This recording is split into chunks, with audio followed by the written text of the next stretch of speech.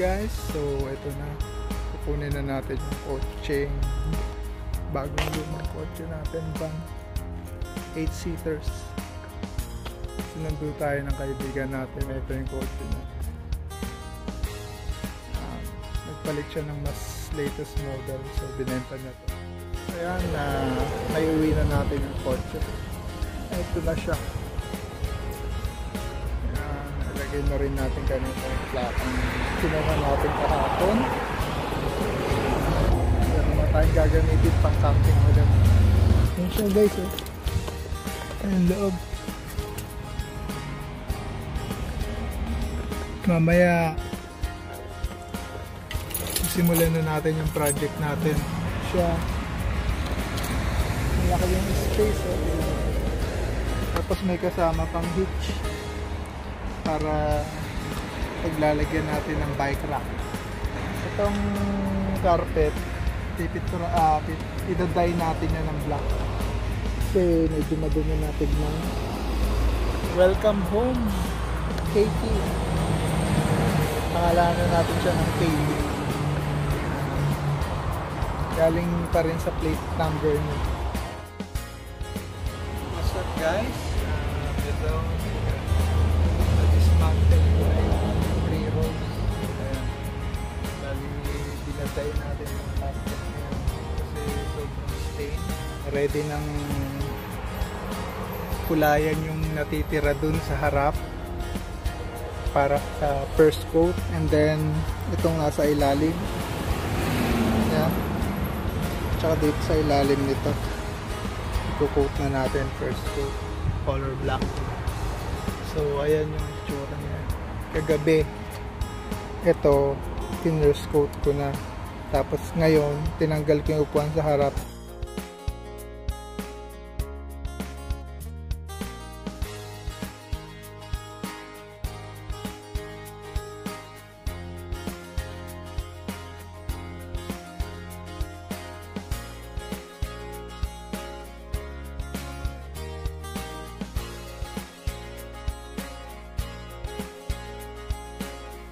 So ayan guys, na vacuum ko na.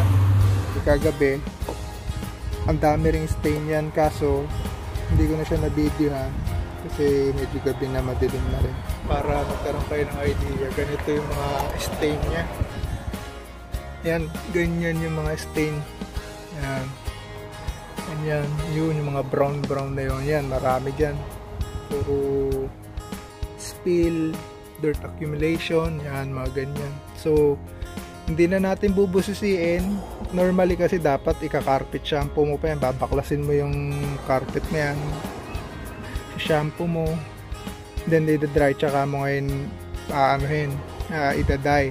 Ako hindi naman busisi, yung stain na yan i-stainan natin ngayon ng black, ida-dye natin ng black. So ganun na lang ginawa ko. Same thing dito, effective naman, hindi siya humahawa sa kamay. Dry na yung first coat niya. So mga 3 coats ang gagawin ko dyan para makapal na makapal, para hindi masyadong pangit tignan, kasi pag gray kitang kita yung dumi. So guys, ayan, i-dye na natin ito ngayon. Ito na yung pang dye natin. Dye color black, tapos hot water, and then 1 tablespoon of vinegar. Yun ang mixture natin dito sa pang-dye natin. Ito yung ginagamit sa pang-dye ng damit. Diba yung sa pag nag-dye tayo, pinapakuluan natin siya sa hot water, sa pot. Pero this time, i-spray lang natin siya. Ganun ang procedure na gagawin natin. So, ganito lang.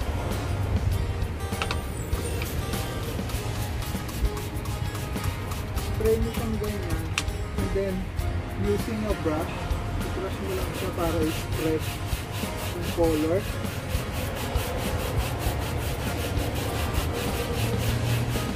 Ganyan lang siya, walang kahirap tingnan.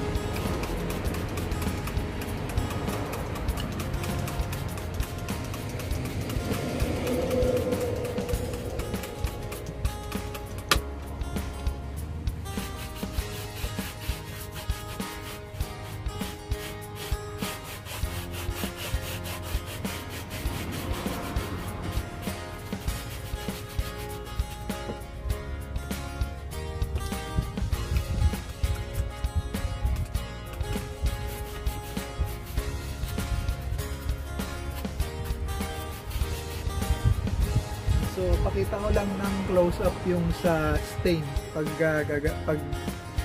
i-spray natin. Kung nakikita nyo, ayan yung stain natin. So yan, sprayan lang natin siya hanggang sa makita nyo na parang na-overpower na yung stain. And then, brush lang natin.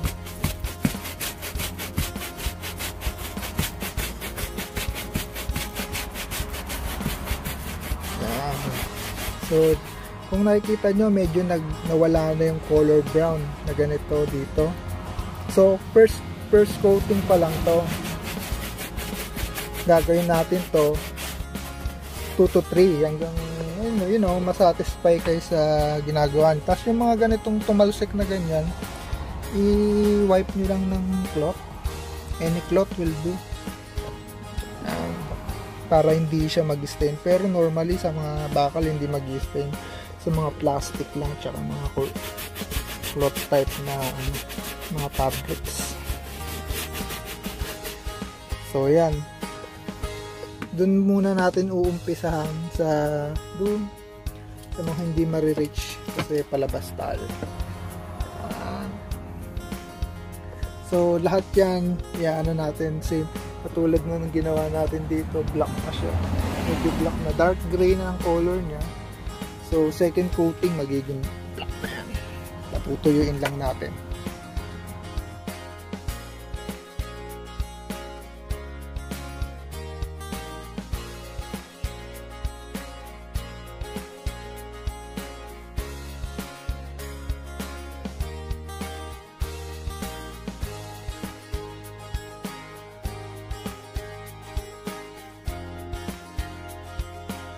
Ayan guys, na try na natin yung natitira kanina dito sa harapan. Ayan, tignan nyo. Okay naman, diba? Hindi na masyadong halata yung mga brown spots dito. Yung ito, hindi ko na masyadong inano yung gilid kasi matatakpan naman yan. So yung exposed part lang, dun na tayo nag-concentrate. Anyway, this is first coat. So second coat probably much darker pa. So ayan na yung difference nilang dalawa. Doon naman tayo sa may trunk, sa may likod. Yun na lang yung natitira. First coat na rin natin yan. Likod.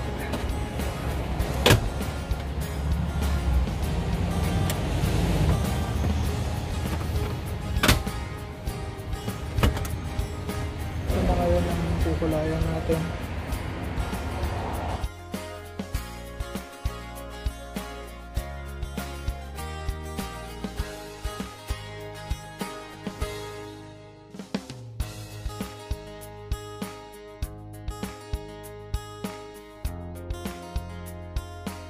So guys, ayan na siya.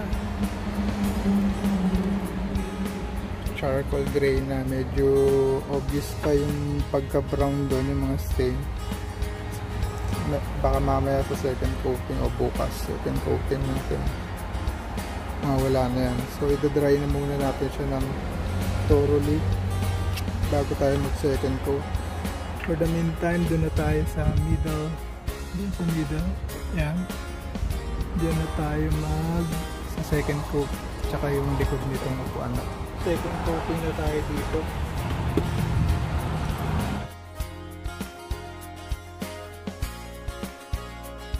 Ayan guys, na second coat na natin to. Ito yung first coat. Ayan, medyo much darker na siya. So mas maganda. Parang charcoal gray din ang labas niya. Medyo may kahawig din, may malapit dito sa gray na to, sa trim. So yeah, ganda siya, maganda yung kinalabas. So kung gusto mo pang mas darker, 3 coating or 4 coatings ang gagawin. Pero satisfied na ako sa second coating. Tignan natin. So dito na tayo mag-coat.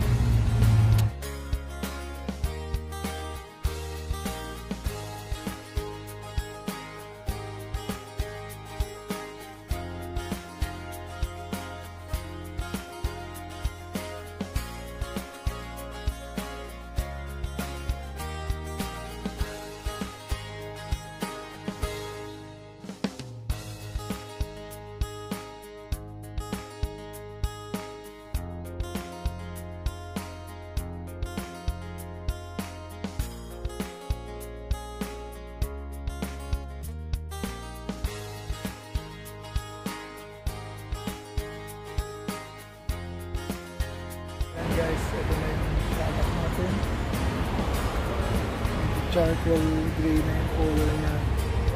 Hindi ko alam ito kung iba black ko din or ganyan ding color ang gagawin ko. Pinaklas natin yung side dito sa right, sa left para pinturahan, tapos yun dun sa pintuan din pinaklas natin. So ayan na yung carpet na tie na natin ng color black. Tapos may habang hinihintay natin yung rubber mat, yung liners, in-install ko muna yung gray na stock mats niya. So yan muna siya. Yan. Tapos ayun yung mga trim natin, dry na rin na, pwede na install. So guys, ngayon ay assemble time na tayo. I-assemble na natin yung mga parts na tinanggal natin. Napinturahan na natin siya. Kaya pinapatuyo na lang. Tapos i-assemble na natin. Yan, ito siya. Get a closer look.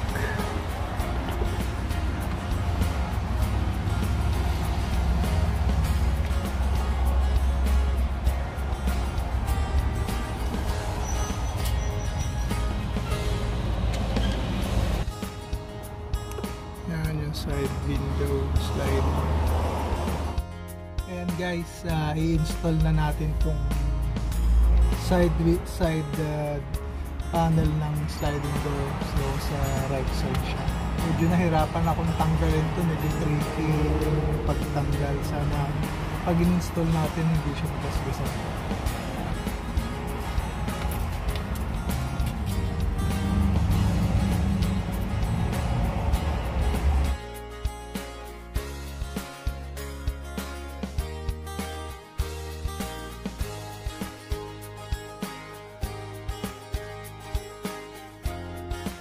Install na natin yung side window panel. Ganda yung pinalabasan. So, nung una puro gasgas lang, pero ngayon okay na. Ito na yung i-install natin yung right side na rear panel.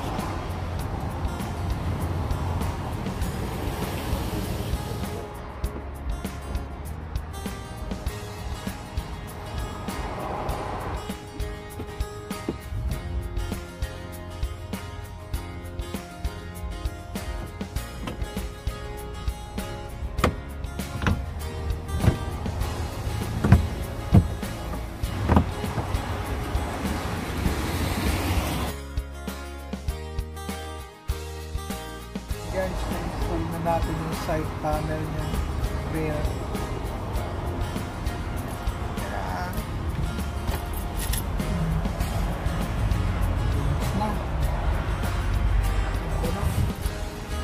Ito naman yung sa sliding door. Even na yung color niya. Kasi nung kinuha natin siya, tas na yung kulay. Tatanggal na yung mga pintura.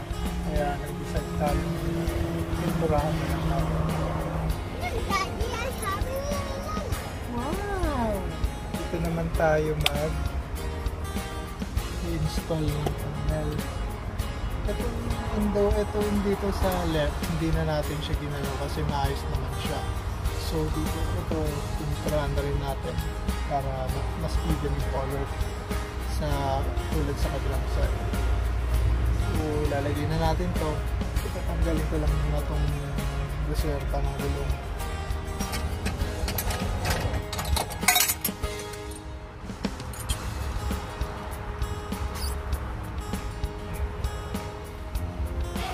Yung spare tire na lipis, no? Guys, ito na, i-install na natin ngayon to.